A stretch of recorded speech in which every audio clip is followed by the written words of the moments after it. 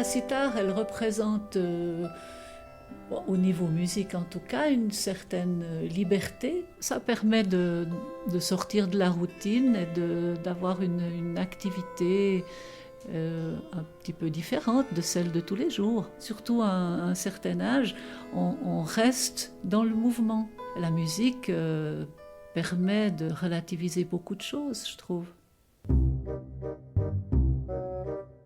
Bienvenue dans Clé de Sol, un podcast de terre et nature qui part à la rencontre de celles et ceux qui font résonner, chaque jour, la musique traditionnelle suisse.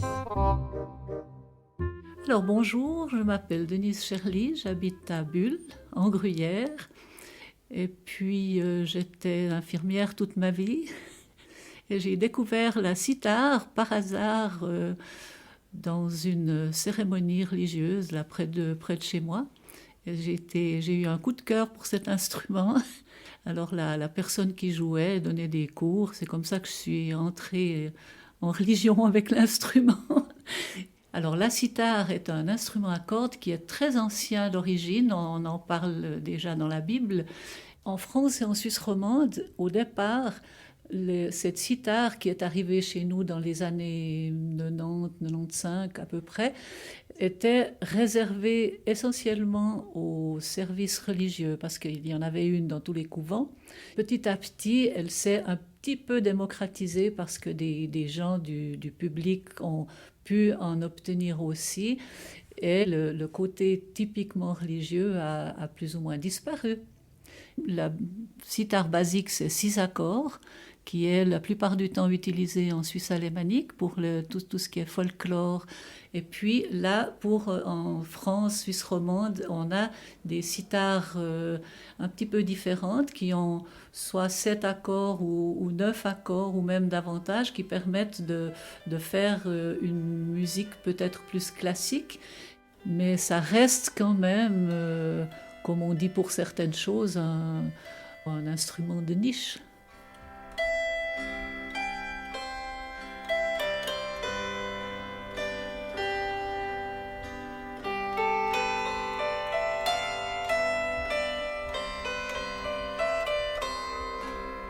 Alors moi je suis née à Braux, en Gruyère, et puis mes parents, mon père travaillait à la fabrique Nestlé, il était confiseur. Ma mère, qui s'appelait Cécile, disait je ne prie jamais ma patronne parce qu'elle ne m'a pas donné de voix pour chanter. Parce que c'est la patronne des musiciens, Sainte Cécile. Mais nous, on a eu de la chance parce que tout petit, on a baigné dans le chant et la musique. Puis depuis, j'ai toujours fait partie de chœur et on a toujours chanté.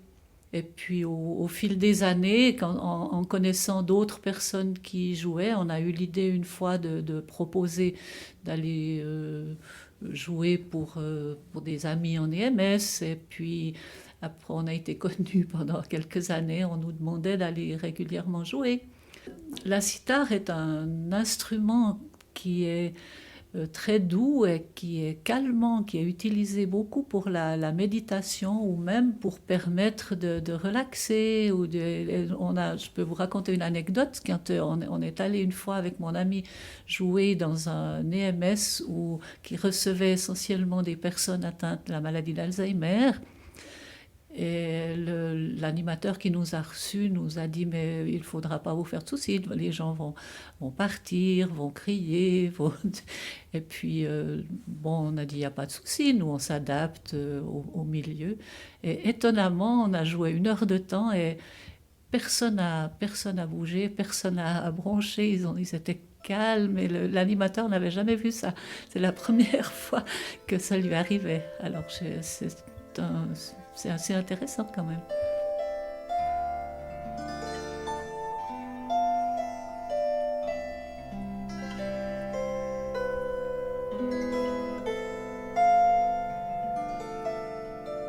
J'ai 81 ans, donc c'est un bel âge, donc j'ai plus 20 ans, mais la sitar me permet justement de demeurer plus jeune d'esprit.